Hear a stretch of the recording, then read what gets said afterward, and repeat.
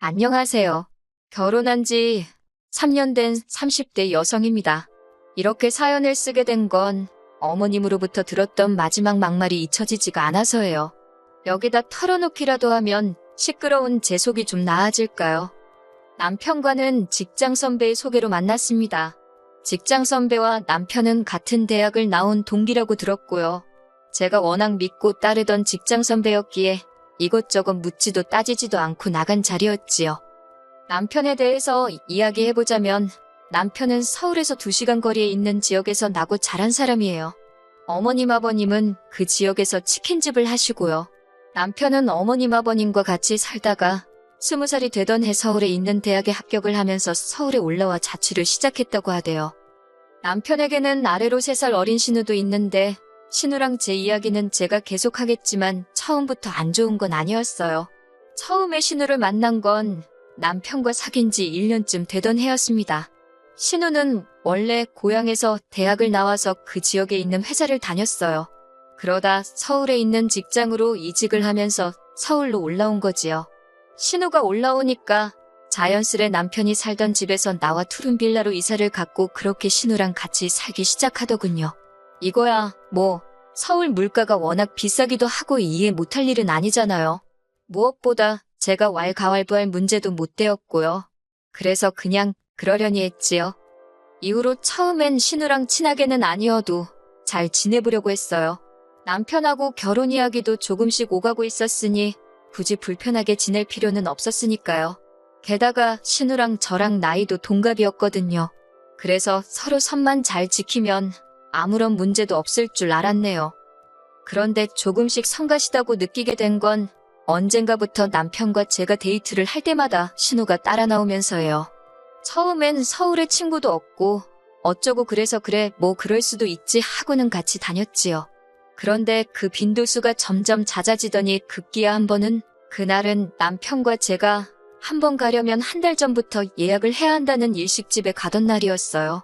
그런데 이번에도 신우가 남편을 따라왔더라고요.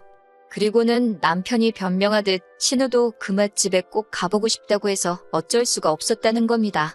제가 2명밖에 예약을 안 해서 못 들어갈 거라고 하니까 그래도 가서 사정은 해보자고 하는 거예요. 거기서부터 좀 짜증이 났고 솔직히 신우가 어린애도 아닌데 눈치가 없는 건지 남편이랑 저랑 이런 대화를 나누고 있는데도 자긴 아무것도 모른다는 표정으로 뻔뻔하게 서 있는 게 꼴보기 싫대요. 그렇게 어쩔 수 없이 3사람이 일식집으로 향했습니다.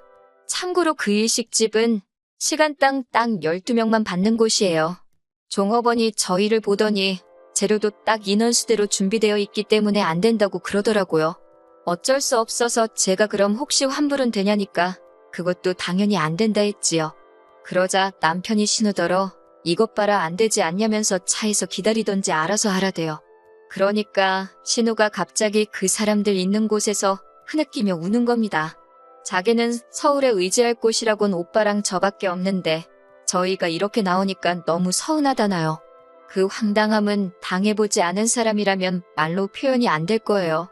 그래도 다행이라고 해야 할지 남편이 신우 어깨를 잡아 끌어 가게 밖으로 내보내곤 진상 부리지 말라며 네가 어린애냐고 뭐라고 하더라고요. 그리고는 2사람이 무슨 소리를 주고받았는진 몰라도 얼마 지나지 않아 남편이 일식집 안으로 들어왔어요.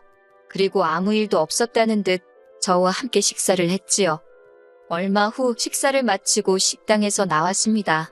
그리고 저희는 더 어이없는 상황을 마주하고 말았네요. 신우가 일식집 앞에 멀뚱하게 서 있는 겁니다. 저희를 기다린 건지 아니면 시위라도 하는 건지 너무 창피하고 주변은 모르는 사람들 뿐이었지만 그래도 고개를 못 들겠더라고요. 그러더니 저한테 대뜸 너도 그러는 거 아니랍니다. 말이라도 제가 저 대신 아가씨가 드세요. 그랬어야 한대요. 어이가 없어서 기도 안 차더라고요. 그리고 자기랑 나랑 동갑인데 왜 자꾸야 너 이렇게 부르는 건지 오늘은 한번 짚고 넘어가야겠더군요. 보는 눈들이 느껴져 카페로 자리를 이동했습니다. 제가 먼저 신우더러 나는 당신 오빠랑 사귀는 사이니까 함부로 말 놓지 말라고 호칭도 조심해달라고 했어요. 그러자 너 아직 우리 오빠랑 결혼한 것도 아니잖아 하고는 또 말을 놓더군요. 그래서 결혼한 거 아니어도 지금 그쪽하고 내가 오빠 때문에 알게 된 사이 아니냐. 그러니 조심해달라고 했습니다. 그런데도 신우는 계속 앵무새 마냥 결혼 안 했잖아 소리만 해대더군요. 듣다 못한 제가 남편더러 당신 여동생 귀가 잘 안 들리냐고 한마디 쏘아붙이고는 먼저 카페에서 나와버렸어요. 그날 남편 말로는 제가 카페에서 나가고 난 뒤 신우가 아주 난리도 아니었답니다. 제가 자기를 무시했다면서 오빠가 돼서 어떻게 보고만 있느냐고 남편한테 화풀이를 어지간히 했나봐요. 근데 남편이 중간에서 자기가 이게 무슨 꼴인지 모르겠다고 하소연을 하는데 그건 그거대로 꼴보기가 싫더라고요. 왜 자기 동생 성격이 별나서 그 모양인 걸 나한테 그러는 건지 나더러 그냥 참고 넘어가 주기라도 하라는 뜻인가 싶어서 듣는 것 자체가 불쾌했던 것 같아요. 그래서 남편더러 그런 것도 중간에서 제대로 처신 못할 것 같으면 나랑 결혼은 언감생심 꿈도 꾸지 말라 했습니다. 그러자 남편이 그냥 한 소리라면서 자기는 당연히 제 편이라고 자기가 생각이 짧았다고 미안하다 하대요. 그리고 얼마 뒤 저희는 본격적으로 결혼 준비를 해나가기 시작했습니다. 여기에 관해서도 할 말이 있어요. 남편이 신우와 같이 살고 있었는데 그 집 보증금은 시부모님이 보내주신 얼마와 남편이 모은 돈 얼마로 이루어져 있었거든요. 그러니 남편 입장에선 그 보증금의 일부가 결혼 준비에 필요했지요. 그런데 시부모님께서는 그럴 게 아니라 그 둘이 사는 집에 제가 몸만 들어오면 되지 않겠냐는 식으로 말씀을 하시더래요. 한마디로 신우랑 같이 살라는 거였지요.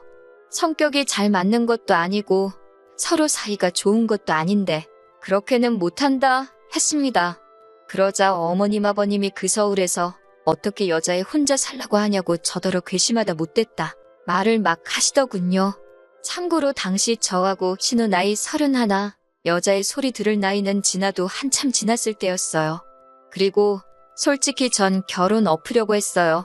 제가 뭐 남편에 비해 크게 부족한 사람도 아니었고 결혼 전부터 저렇게 막말을 하고 억지를 쓰시는데 결혼을 하면 얼마나 더 심하게 행동하실지 안 봐도 비디오였으니까요. 그런데 다행이라고 해야 할지 남편이 먼저 나서서는 어머님 아버님더러 저한테 말 막 하지 마시라고 화를 내대요. 저도 있는 자리에서 말이에요. 자기는 저 아니면 평생 아무하고도 결혼하지 않을 거라나 어쩐다나. 그래서 뭐 또 유야무야 없던 일이 되었어요. 이후로 신우와 제 사이는 완전히 틀어져서 결혼식 당일까진 말 한마디 제대로 해본 적이 없어요. 그리고 신우는 저희 결혼식에 축의도 안 했습니다. 단 돈 5만 원도요. 그 돈이 아쉬워서가 아니라 신우의 그 마음 씀씀이가 참 좁다 싶어서 실수가 나오대요. 그런데 제 여동생은 결혼 직전 셋이서 식사를 한 자리가 있었는데 거기서 200만 원을 주더라고요. 제 여동생은 저보다 4살이 어려요. 당시 막 회사에 다닌 지 2년 차였고요. 그리고 그렇게 두 여동생은 사사건건 비교를 안 할래도 비교가 되기 시작했습니다. 저희가 식을 올리고 얼마 지나지 않아 집들이를 하던 날이었어요. 첫 집들이 손님은 시부모님과 신우였고요. 처음에는 사다가 차려놓을까 그런 생각도 했는데 그래도 직접 하는 편이 보기 좋겠다 싶어서 이른 아침부터 우당탕탕 난리도 아니었지요. 그렇게 한 상 차려내고 나니까 시부모님과 신우가 도착했고요. 그런데 아버님 손에 주방세제 선물 세트 하나 들려 있었습니다. 그리고 신우는 뭐 말해서 뭐예요. 기대도 없었지만 역시나 실망시키지 않더라고요. 맨손으로 와서는 음식 이것저것 먹어보면서 잔소리만 어지간히 해대고 갔거든요. 짜다 달다. 이건 양념이 어떻고 저떻고 뿐만 아니라 집안 여기저기를 구경하면서 인테리어가 어떻고 가구가 싸 보이고 어쩌고 저쩌고 정말이지 당장이라도 꺼지라고 한마디 해주고 싶더라니까요. 반면에 저희 친정부모님과 여동생은 그렇지 않았어요. 일단 집들이라고 했는데도 여동생이 언니 혼자 음식하려면 힘들지 않겠냐면서 그냥 시켜먹던가 나가서 먹자 그러더군요. 그리고 집은 구경만 하면 되지 그러면서요. 그래서 괜찮다고 하니까 그러면 내가 일찍 가서 좀 도와줄까? 그러고 묻대요. 그래서 마음만 고맙게 받겠다 했어요. 그리고 집들이 당일 친정부모님께서는 뭘 사올래도 다 있을 것 같아서 그냥 현찰로 주신다며 100만 원 주셨습니다. 그리고 여동생은 뭐 백화점에서 유명한 디저트 세트랑 현찰 30만 원 주대요.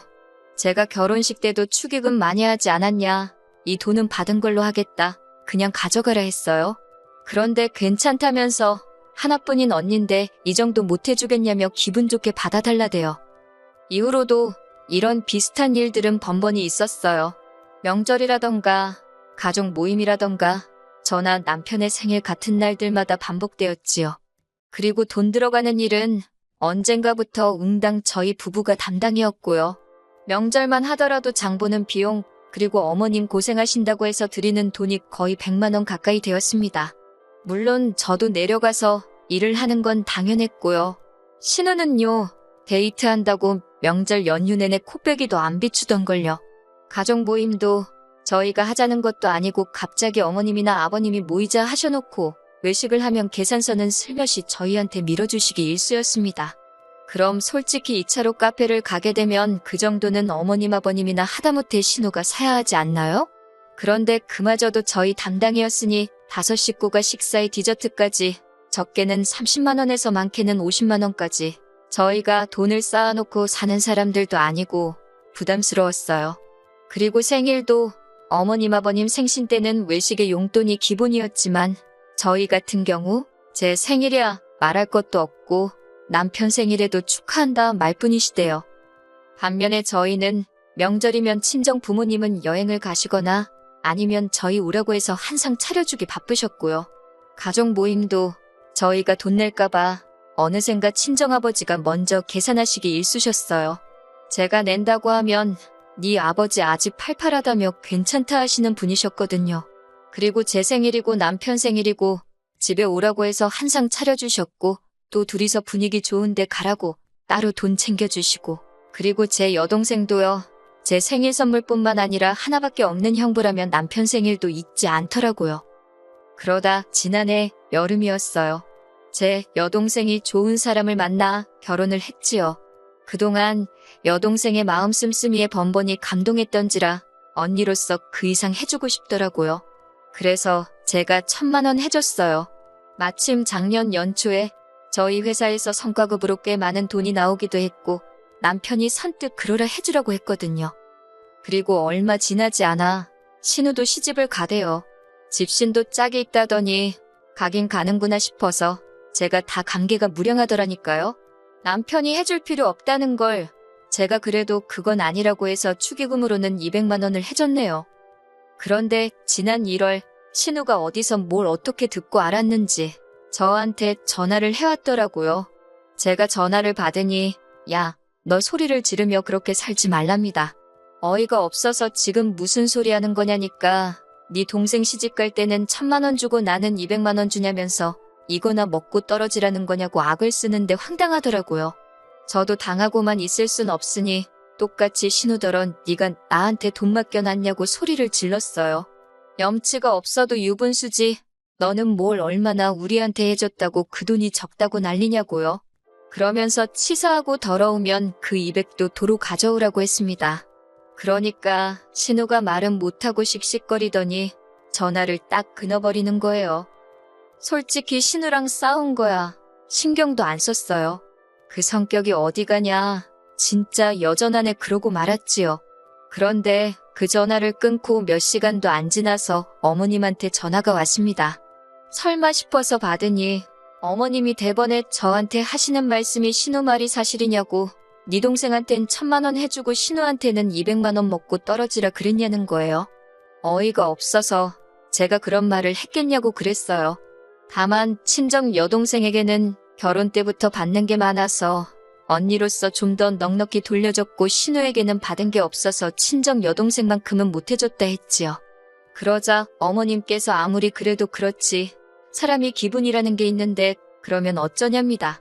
그러면서 저더러 네가 신우한테 윗사람인데 윗사람답게 행동을 했어야 하는 거 아니냐고요. 그래서 윗사람 대접은 한 번도 받아본 적이 없는데 돈 줄 때만 제가 윗사람인 거냐고 따졌어요. 어머님 아버님도 신우가 저한테 말 걸핏하면 놓고 야, 너 하는 거 옆에서 보셔도 뭐라고 한번 하신 적 없으면서 이제 와서 윗사람이니 어쩌니 하시는 거 이상하지 않냐고요. 그리고 그 전화를 옆에서 듣고 있던 남편이 저더러 스피커폰으로 돌리라 하더니 어머님더러 억지 좀 쓰지 마시라고 화를 내대요. 그 1,000만 원 이 사람이 번 돈으로 준 거고 오히려 그 200은 내가 주지 말자는 걸 이 사람이 우겨서 준 건데 알지도 못하고 왜 그러시냐면서. 그러니까 어머님이 사람이 그렇게 계산적으로 살면 못 산다고, 손해보듯 살아야 잘 사는 거라면서 마음씨 좀 고쳐먹으라고 저희한테 소리를 지르시는 거예요. 그러면서 저더러 네가 남매 사이 다 갈라놨다고, 처음에 신우랑 셋이 살라는데 싫다 결혼 못한다 할 때부터 마음에 안 들었답니다. 그러자 남편이 어머님더러 쓸데없는 소리 하지 말라며 전화를 쾅 끊어버리대요. 전화를 끊고 난 후 한동안 정신이 나간 것처럼 멍하더라고요. 그래도 그동안 제 딴엔 어머님 아버님한테는 잘한다고 해온 것 같은데 당신들 딸 경우 없는 건 생각도 못하시고 저한테 퍼부으시니 어이가 없었다고 해야 할까요? 제가 남편에게 당분간은 어머님 아버님은 못 볼 것 같다 했습니다. 그러자 남편도 자기가 할 말이 없다며 저 편할 대로 하래요. 제 앞에서 얼굴을 못 들겠다면서요. 이후로 매달 보내드리던 용돈과 생활비를 끊었습니다. 그리고는 지난 설에도 아버님 생신 때도 시댁에 안 내려갔어요. 돈도 당연히 안 보냈고요. 어머님 아버님이 그동안 마음에도 안 드는 저를 그렇게 찾아대신 건 다 돈 때문이었다 생각하니 돈을 안 드리는 것 말고는 달리 떠오르는 방법이 없었거든요. 그러자 저한테 문자로 하시는 말씀이 자식 새끼가 돼가지고 늙은 부모 상대로 치사하게 돈 가지고 그러는 거 아니랍니다. 답장도 안 했어요. 저를 자식으로 생각이나 하셨던 건지 믿을 수가 있어야 말이지요. 아무리 팔이 안으로 굽는다지만 이번 일로 어머님께 정말 크게 실망을 했어요. 남편이 일단은 제 편이라서 당장 이혼은 안 하겠지만 남편이 태도를 바꾸진 않을지 모르겠네요. 어머님하고 다시 볼 날이 올지도 모르겠고요. 솔직히 어머님 아버님하고 안 보고 산다고 해도 전 손해볼 게 없거든요. 오히려 편하기만 하지요 뭐. 그래도 이렇게 속에 있던 이야기를 털어내고 나니 후련하네요. 다가오는 어버이날에는 친정 부모님 모시고 여행이라도 다녀와야겠습니다.